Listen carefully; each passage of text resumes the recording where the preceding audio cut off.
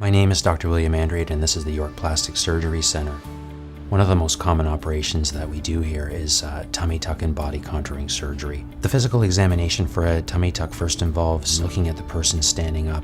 When the person's standing, you get a better sense of where the loose skin and fatty tissue is, and they can also point in a mirror what they would like to have improved. The next step is examining the person laying down, because I have to check to make sure there's no abnormalities like hernias, lumps, or scars that could affect their final result. And then finally, we talk about how we can achieve their desired result.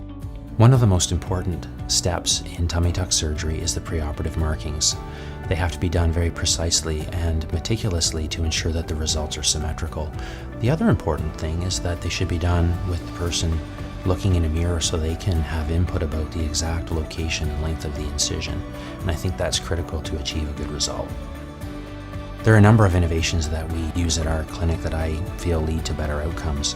The first one is the drainless tummy tuck technique.